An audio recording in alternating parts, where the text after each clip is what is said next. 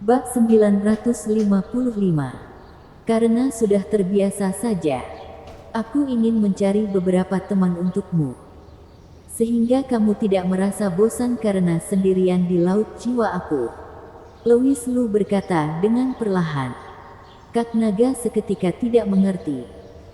Dia hanya tertawa dan berkata, ucapan saudara Lu benar-benar aneh. Kehidupan kamu sangatlah indah. Aku sangat menantikan setiap langkah kamu di masa depan. Aku sama sekali tidak bosan. Tidak. Aku harus memberikanmu beberapa teman. Kamu tidak perlu mencemaskan aku. Aku ini sudah bertahun-tahun di penjara jiwa naga. Apakah aku peduli, Em? Kak Naga tiba-tiba menyadari sesuatu. Ucapannya terhenti. Lalu dia kembali berkata, maksud kamu? Kamu ingin melepaskan beberapa saudara aku juga.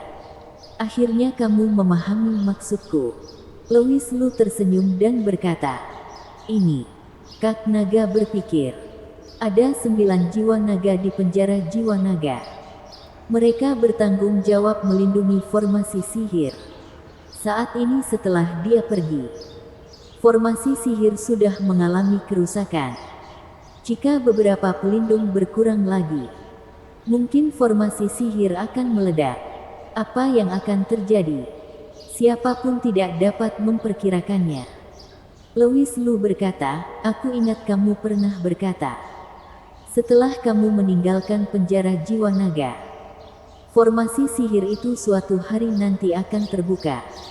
Sama seperti Gunung Jiexing. Biasanya semakin lama keberadaan formasi sihir, maka waktu dibukanya akan semakin lama. Gunung Jiexing sudah tersegel selama 20 tahun. Setelah Kak Naga meninggalkannya, dalam waktu setengah bulan Gunung Jiexing baru akhirnya terbuka. Sedangkan formasi sihir di bawah penjara jiwa naga, tidak tahu sudah ada berapa lama. Jika ingin sepenuhnya terbuka, maka waktu yang lebih panjang akan dibutuhkan. Ini adalah kondisi di saat satu pelindung menghilang. Jika beberapa pelindung lagi menghilang, waktu pecahnya formasi sihir mungkin akan menyusut. Kak Naga berkata, aku tidak masalah. Namun aku harap kamu memikirkannya dengan matang.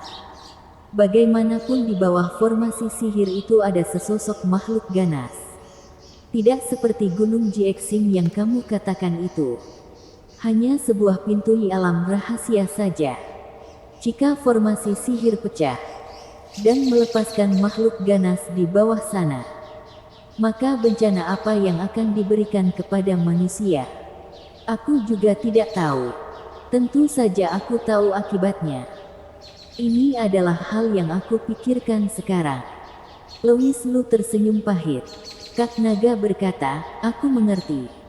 Kamu bisa memiliki pikiran ini. Pasti karena keberadaan senjata tahu pertahanan jiwa dewa.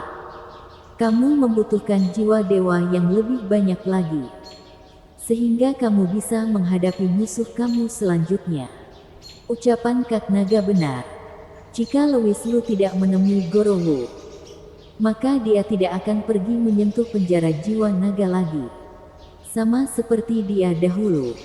Tidak berani menjamin setelah membuka Gunung Jiexing, dampak apa yang akan diberikan kepada Kunlun.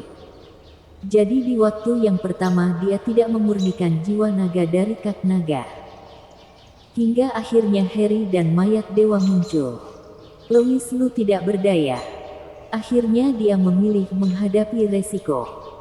Dan ketika dia memiliki niat untuk menghadapi naga darah lagi, alasannya karena senjata tahu pertahanan jiwa dewa di tubuh Goro Wu.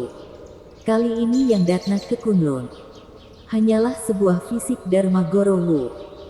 Namun ternyata sudah memiliki senjata tahu pertahanan jiwa dewa. Dapat dilihat senjata pertahanan seperti itu sudah sebanyak apa. Jiwa dewa adalah senjata pembunuh Louis Lu. Dan sekarang karena menghadapi senjata tahu pertahanan, senjata pembunuhnya ini tidak berguna. Hal ini sama saja Louis Lu kehilangan lengannya. Tentu saja dia dapat beberapa kali merubah sifat jiwa dewa dalam waktu yang singkat. Selama mencapai titik kuat yang tepat, maka dia sudah bisa menyerang senjata sihir pertahanan jiwa dewa itu. Untungnya ketika menangkapan Harry, kamu memberikan 90% kekuatan jiwa miliknya kepadaku. Jika tidak, kondisi aku sekarang akan menjadi lebih canggung lagi. Dahulu Louis Lu sama sekali tidak memikirkan masalah senjata Tao pertahanan. Dengan mengandalkan senjata sihir pemurni jiwa yang dia miliki, dia sangat percaya diri. Hingga akhirnya dia bertarung dengan Goro Wu. Sejak saat itu dia menyadari dirinya masih sangat kecil. Jiwa dewa miliknya masih sangat lemah. Karena itu akhirnya dia sekali lagi tertarik pada beberapa jiwa naga darah yang tersisa. Tentu saja, ini juga hanya sebuah pikiran Louis Lu. Dia tidak mungkin pergi memurnikan beberapa jiwa naga darah itu untuk memperkuat jiwa dewa miliknya tanpa memedulikan dampaknya. Jadi saat ini dia mengungkitnya. Tujuannya hanya untuk mempertanyakan saran dari Kak Naga. Kak Naga terdiam, lalu berkata, "Aku sudah ingat. Batu prasasti yang sebelumnya itu. Apakah kamu masih ingat? Maksud kamu prasasti rahasia dari keluarga Liao itu?" "Benar." Kak Naga mengangguk. "Apakah ada sesuatu dengan prasasti rahasia itu?" Sebelumnya ketika sedang bertarung dengan Harry di Gua Es, sebelum Louis Lu muncul, dia mengerahkan prasasti rahasia leluhur keluarga Liao. Tujuannya untuk menghancurkan seorang Gold Core. Setelah selesai dia mengembalikannya ke keluarga Liao. Kak Naga berkata, "Dari batu prasasti itu, aku merasakan sebuah energi. Dan sepertinya ada hubungannya dengan formasi sihir kuno itu.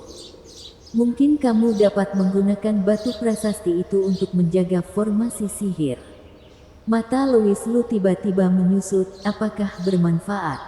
Bermanfaat atau tidak? Baru akan diketahui setelah mencobanya. Masuk akal. Mata Louis Lu berkilau. Tiba-tiba dia tersenyum dengan aneh.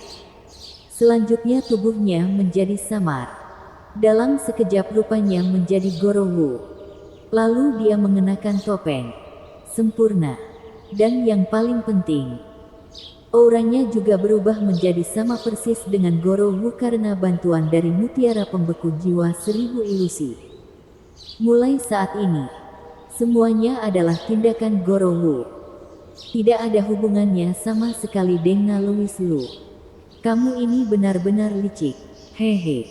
Karena sudah terbiasa saja. Sebelumnya Goro Wu pergi ke pavilion Louis Lu untuk perhitungan dengan Louis Lu. Dan akhirnya dia dibunuh oleh Louis Lu. Semua orang yang pergi dengan Goro Wu juga mati di pavilion Louis Lu. Ditambah lagi Ella Lu telah memerintahkan semua orang untuk tidak menyebarkan masalah keluar. Sehingga informasi tentang hilangnya mereka masih belum tersebar. Louis Lu kebetulan dapat meminjam identitas Goro Wu untuk pergi ke sekte rahasia. Lalu meminjam prasasti rahasia mereka. Jika cara yang Kak Naga katakan berguna, maka dia tidak akan mengembalikannya. Lagi pula semua tindakan itu dilakukan oleh Goro Wu. Sama sekali tidak ada hubungannya dengan Louis Lu. Namun jika cara Kak Naga tidak berguna, maka tidak masalah. Tiba saatnya dia hanya perlu menyebarkan kabar Goro Wu meninggal dibunuh oleh ketua pavilion Louis di waktu yang tepat. Lalu dari sana ketua pavilion Louis menemukan prasasti rahasia. Kemudian pergi ke sana lagi dengan identitas pavilion Louis. Mengembalikan batu prasasti ke para sekte rahasia. Dan saat itu pavilion Louis akan mendapatkan rasa terima kasih. Baiklah. Seperti ini saja. Louis Lu segera bertindak. Bersambung.